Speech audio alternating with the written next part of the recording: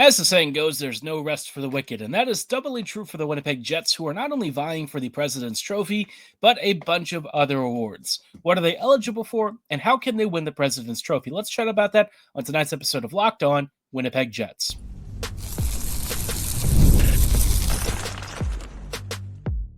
You're Locked On the Hockey Jets, your daily podcast on the Winnipeg Jets, part of the Locked On Podcast Network, your team every day. Hey friends, and welcome to tonight's episode of Locked On Winnipeg Jets, part of the Locked On Podcast Network, your team every day.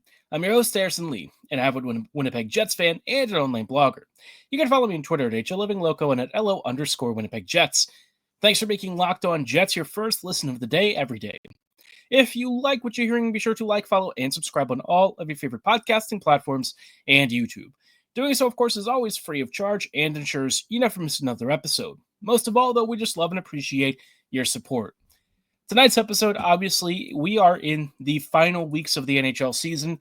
We have about, 3 or 4 weeks left or so, a little bit less than 4 weeks now.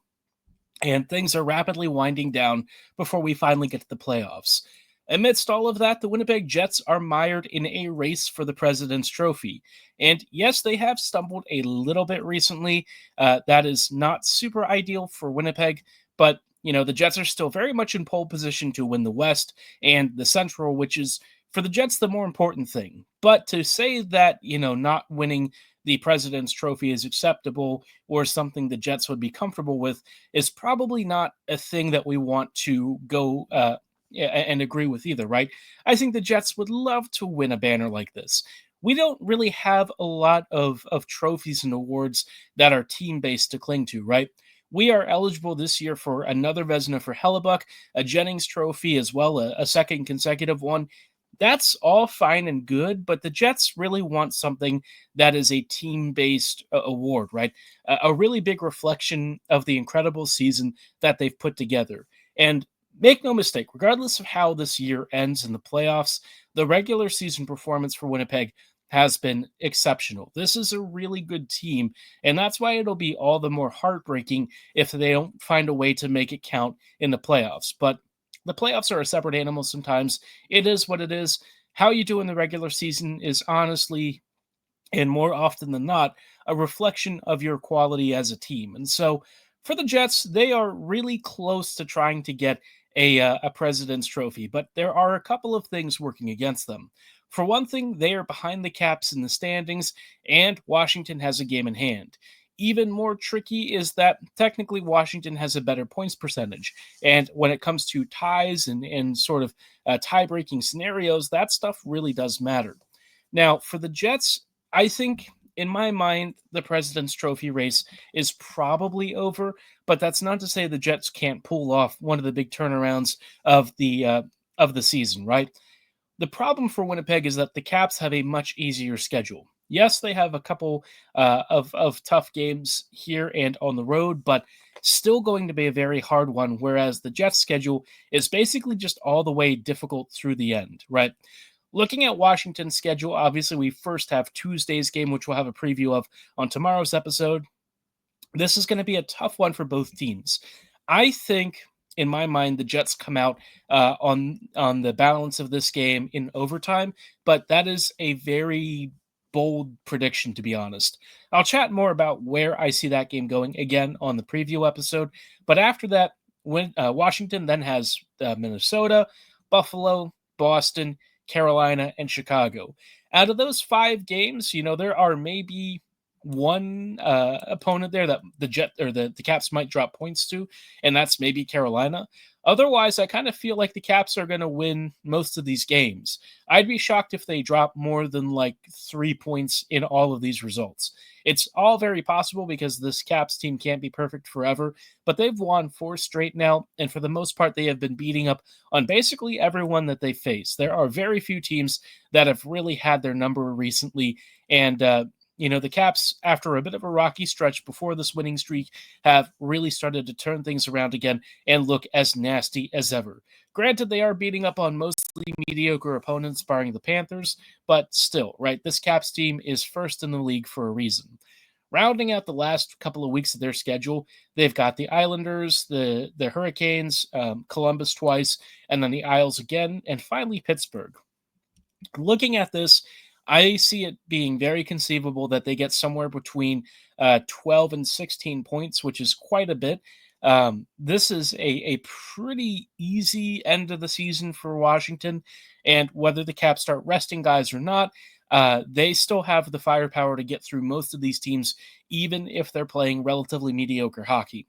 For the Jets, they don't really have that same luxury. The Jets have a pretty tough opponent schedule remaining, right? They've got the Caps first, then they've got the Devils, Canucks, Kings, Knights. They've got Utah, St. Louis, the Stars, Chicago, Edmonton, and Anaheim. Now, some of the bad teams on this stretch are bad enough to where, yes, the Jets do have a real opportunity to come away with a couple of points, but Winnipeg would probably need a minimum of like between 15 and 18 points to keep pace. And that just seems really, really, really hard. Not that the Jets can't do it, but like you have to win most of these games. And while the Jets do have a lot of home games here in this final stretch, that's still not a guarantee. We just saw Buffalo walk in Winnipeg's barn and sink 5 goals against them. Again, I don't think that's really a reflection of how the game actually went, but this is hockey, right? Strange things happen. And that's where you can't always rely on your opponent being bad to be the best predictor of how you're actually going to do in these games. And with both LA and Vegas typically having Winnipeg's number on the road, that's going to be a really, really difficult middle stretch. Toss in a game against the Stars there, where Dallas will probably be healthier and looking for a pre-playoff tune-up. And I just don't really think the Jets quite have enough juice to get through this final stretch and win the President's Trophy. Now, that's just a rough prediction. I don't think that that's really going to be how it all plays out. I could easily see the Jets taking it all the way down to the wire, but my gut feeling is that this schedule is just a little too tricky. I think the Jets are probably going to drop another couple of results here. It's just sort of the natural progression of how this season is likely to go. It's a tough end, and there are some really hard road games. Most of the best opponents are all away from Winnipeg, so that's not great if you're hoping for the Jets to come away with a bunch of points. In that stretch there where they've got LA, Vegas, and Utah, I wouldn't be shocked if the Jets get at most 3 points. And again, that's not saying that it's going to happen and that the Jets can't recover their form, but based on how the team has been playing lately, I just think it's very unlikely that they get, 5 or 6 points. If they do, that's amazing and a really incredible performance, one that I hope they take advantage of by getting more points out of the final 5 games of the season. But this President's Trophy race is going to require a really, really tough run for Winnipeg. And I just don't really think they have quite enough margin for error. If the Caps stumble, that changes things considerably. A Washington crash out in the final couple of weeks where maybe they play closer to 500 hockey would be a huge opportunity for the Jets. But unless something really changes, I don't think that's going to happen for Washington. The biggest opportunity for the Jets to try and even this playing field is with Tuesday's game. And even then, I think it's still very hard. If the Caps get even a point out of that game, that might be enough to eventually tip the scales at the end of the season. But that's sort of my doomery take. My optimist Jets take is that Winnipeg is still only 2 points back. And yes, Washington does have a game in hand, but nothing is written in stone. And the Jets might be able to go on their own heaters. So, lots of food for thought. Curious to know if you think the Jets are going to win the President's Trophy. I'm still very confident they win the West, but drop your President's Trophy race prediction below or at my social medias at HLLivingLoco and at @LO_Winnipeg Jets. Speaking of Washington's path through the East, I realized that we talked a little bit about the Western Conference playoff picture last episode, and I wanted to spend some time talking about the Eastern bracket as it stands. The East is a lot more wide open, and in my mind, it's also a much lesser conference this year compared to what Winnipeg is having to deal with in the West. We'll chat about how that current playoff bracket looks and some really big surprises in just a little bit. Before we go too much further, though, did want to let you know about our friends and partners at Wonderful Pistachios. Looking for a snack that's both delicious and nutritious? Crack into a good source of protein with Wonderful Pistachios. Wonderful Pistachios is one of the highest protein nuts. Each 1 ounce serving has 6 grams of protein, giving you over 10% of your daily value. And they're packed with fiber and better for you unsaturated fats to help you feel fuller for longer. Now, I'm personally somebody who likes the shelled variety. It's nice to have that tactile crunch and snap, and we all love a snack that actually makes you work a little bit. But maybe some of you don't like the effort, right? Maybe you're like me when it comes to blue crabs here in Maryland. We don't like the amount of work it can take to get into a relatively small reward. And if you're always on the go, Wonderful Pistachios totally gets it. They've got the shellless variety that's easy to grab on the go. You can grab a quick little pack, take it with you. Maybe you're dropping off the kids and you need a pick me up. Maybe you need a pre workout protein punch. Whatever it is, Wonderful Pistachios are here to help. And you can get snacking and get cracking right now with the snack that packs a protein punch. Visit wonderfulpistachios.com to learn more. Hey friends, and welcome back to this episode of Locked On Winnipeg Jets, part of the Locked On Podcast Network, your team every day. Every day, thank you so much for rejoining us as we are chatting a little bit about some of the playoff stuff coming up. Obviously, Winnipeg and Washington are about to play one of the most entertaining games of the season again. Winnipeg had the upper hand in Washington on an overtime winner. I believe that one was, who was it, Morrissey back then? It feels like an eon ago, even though it was really only a few weeks. But now we have the fated matchup back in Winnipeg. And this is a really big game for both teams. We have sort of a potential Stanley Cup preview if all goes well. And we also have a little bit of a President's Trophy race game.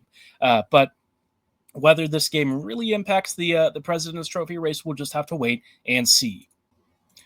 On the Eastern side, though, we really haven't talked a little bit about the playoff bracket yet. And as of right now, the bracket is super weird. The East is kind of a hot mess, if we're being honest. And looking at, the current standings and how it all cuts out, there are actually some really funny matchups that I don't think anyone anticipated. As of right now, the Panthers are slated to play the Habs. And yes, Montreal is currently in a playoff spot. If you told me that was possible at the start of the season, I would have laughed. But this is how things have cut out. Somehow Montreal, with a minus 18 goal differential, is in the second wild card. They've got a relatively nice game in hand situation against the Rangers, who are right behind. They're still 2 points ahead of the Islanders. And at this point, the Blue Jackets might have to make up too much ground to finally catch a spot. And the same can be said for the Red Wings. Not that, 11, 12, 13 games is anything to sniff at. Maybe these teams can close that gap. But in my mind, I think the Habs are probably starting to put themselves in a position to where, so long as they keep getting points over the next couple of weeks, they are in very good position to make the postseason. If they have to play the Panthers, though, that's basically going to be a one-round and done situation. Unless the Panthers have a tremendous collapse, in my mind, the Habs really just don't have the horses. Offensively, they've been pretty decent this year. They've scored, a collective 210 goals, which is very respectable. That's a pretty good offensive tally. But, defensively and in net, things have been very leaky. Now, again, recently they've been, playing above 500 hockey for the most part. I just think, given their playoff bracket and how this situation's likely to work out for them, they are going to be very happy to appear, and that's probably it. On the other side, you've got Toronto and Tampa Bay.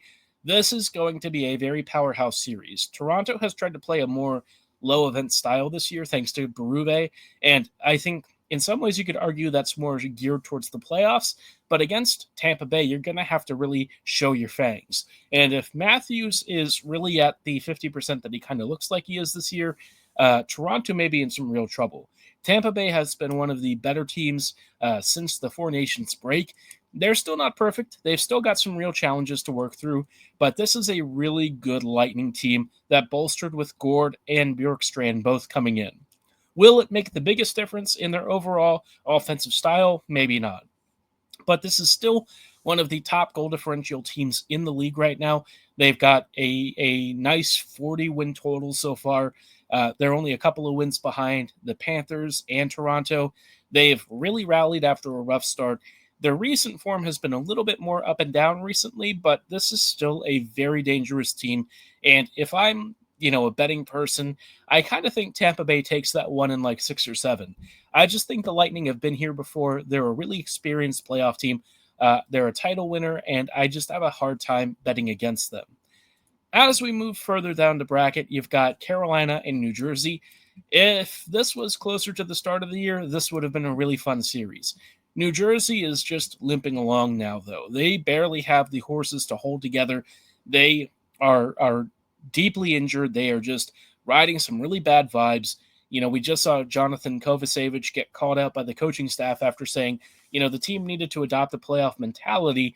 And Sheldon Keefe kind of said very flatly, he just has to play better, which is very funny because he was one of their top defensive performers in the game that Keefe was referencing. So there seems to be some real discontent with this Devils team. They have not played well recently. They are injured. Carolina, yes, they've had some bad losses recently. Still a very strong team. And overall, their recent form has been very good.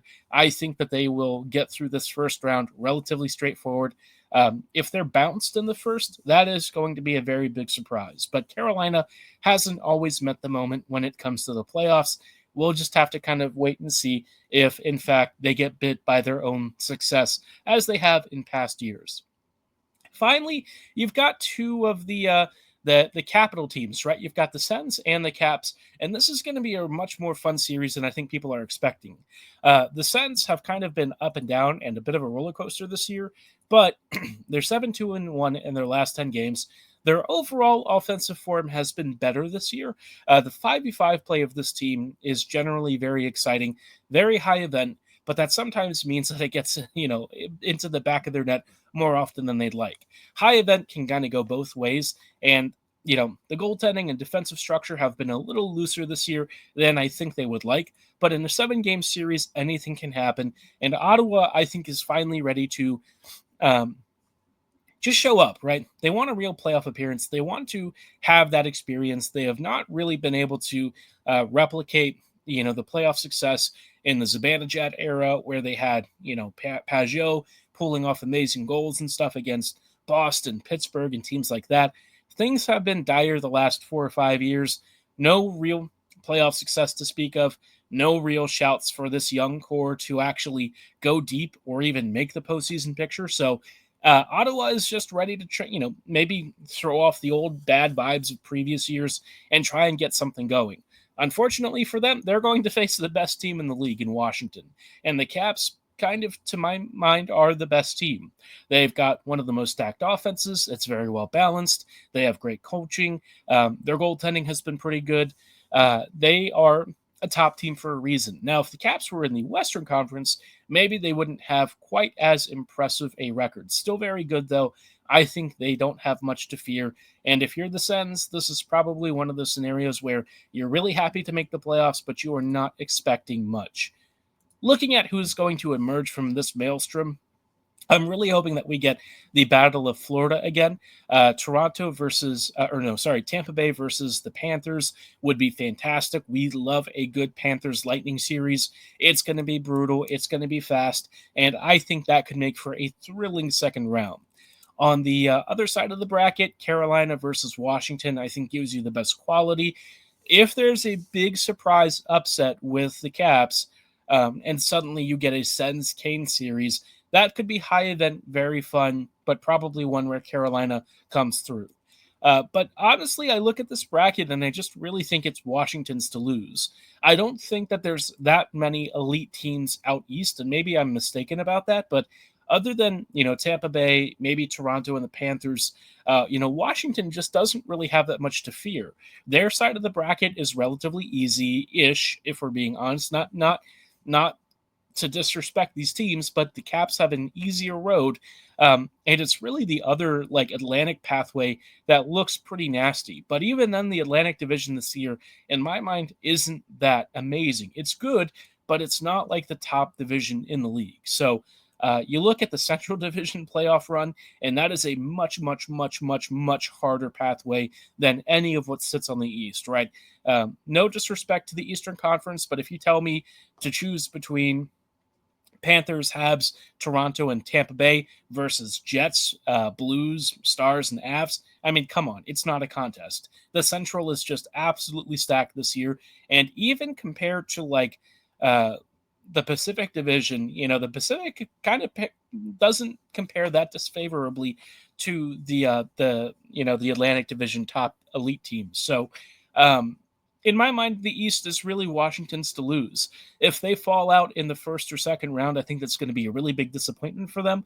And honestly, I'm just really hoping that we finally get Washington versus Winnipeg, the series that we really deserved, 6 or 7 years ago now? Feels like a lifetime ago. It is finally time to have Winnipeg and Washington meet in the playoffs. But let me know who you think is advancing out of this Eastern Conference bracket. Drop your predictions below or at my social medias at HLLivingLoco and at @LO_Winnipeg Jets. In just a little bit, I did want to talk a little bit more about our fun friend at the Manitoba Moose, Fabian Wagner, who has finally stopped scoring for more than a couple of games. We'll chat about his recent ascendancy and whether or not we'll see him later this year in just a little bit. But before we go any further, thought you should hear about our friends and partners at Monarch Money. Ever check your bank account and wonder where the heck did all my money go? Between dining out, online shopping, and entertainment, it's easy to lose track. That's where Monarch Money comes in. It's your personal CFO giving you full visibility and control over your finances. Monarch Money isn't just a budgeting app, though. It's a complete financial command center. You can track all your accounts, investments, and spending in one place. So you stop just managing your money and you can start building your wealth. It offers you surprising insights when you're looking at your food delivery fees, how much you're spending on subscriptions. Monarch Money can help you budget more and save more. And of course, it comes with tons of all-in-one conveniences. You don't have to go through multiple apps to check your finances, track spending, and even make your long-term goals. And if you've got a partner, you can manage money with your partner even smoother than before. They have collaborative features that allow you to track and set goals with personal and shared accounts. So if you want to stay on the same page without the stress, be sure to use the Monarch Money app. Take control of your finances with Monarch Money. Use code LOCKEDONNHL at monarchmoney.com for 50% off your first year. That's monarchmoney.com, code LOCKEDONNHL for half off your first year.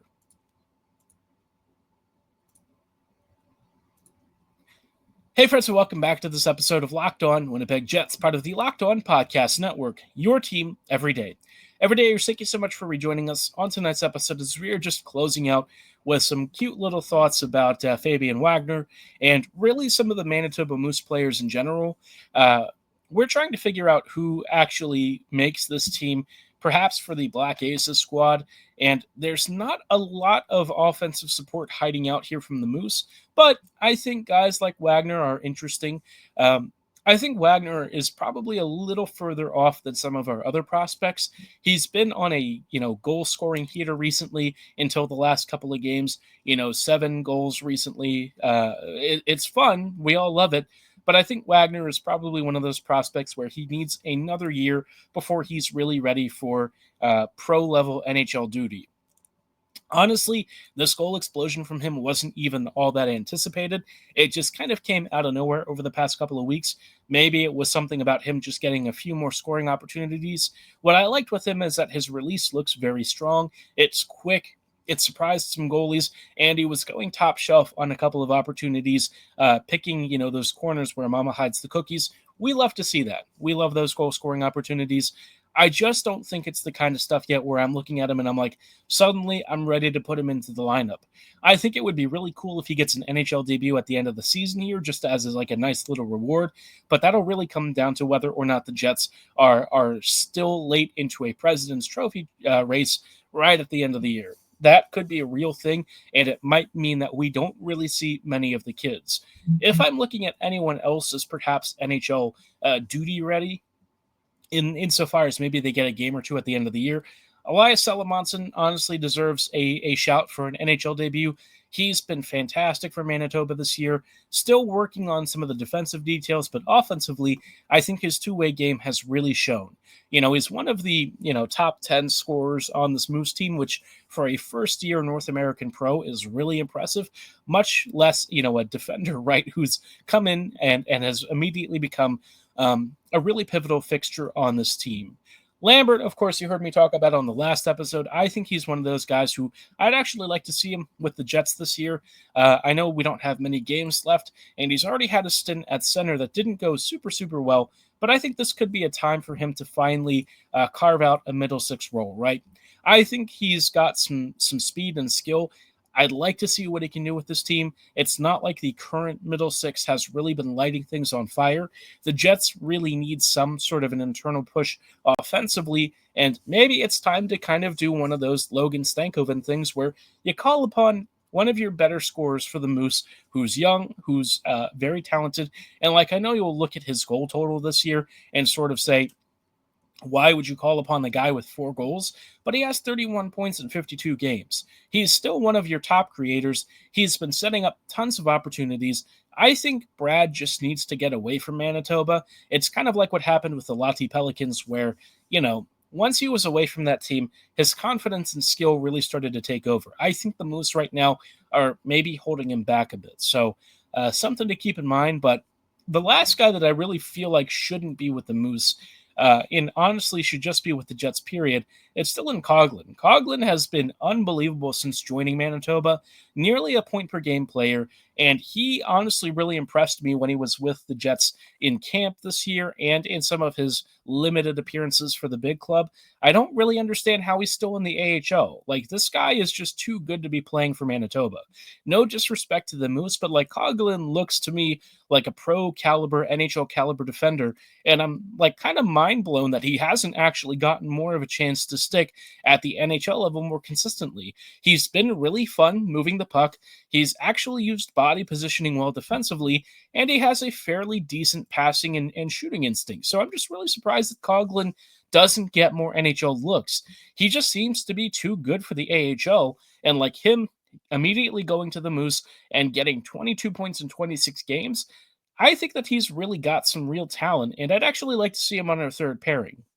We have really struggled to find any sort of consistency on that third pairing since, Stanley, Fleury, and company have all kind of rotated in. Coghlan is one of the few guys who didn't really get more than like a couple of games as a look, and like I find that crazy. I know he's a right-sided D. Just try Miller on his offhand. Put Coghlan on your third pairing as your number 6. I think you'll see some really nice benefits. But obviously, the Jets are probably going to do something like Morrissey, DeMello, Samberg, Pionk, and Shen Miller, or something like that, or Miller Shen, one of those two. That arrangement is fine, but I kind of feel like Coghlan also deserves a little bit of a look. It's not like Miller has really been impressing me lately to where I think he's been unbenchable. I would have wished, Miller had more support in his pairing partners. It just is what it is. Miller himself probably would admit he needs to be a bit better, and Coghlan has kind of looked the part of a guy who could be a really nice spark to your back end. So the Moose don't have a lot of support to offer the Jets. Maybe Isaac Phillips as well could get a look or two, but I think for the most part, Winnipeg is going to have to rely on what it has as of right now. Nikita Treberkov would have been, one of the clearest players to make the jump.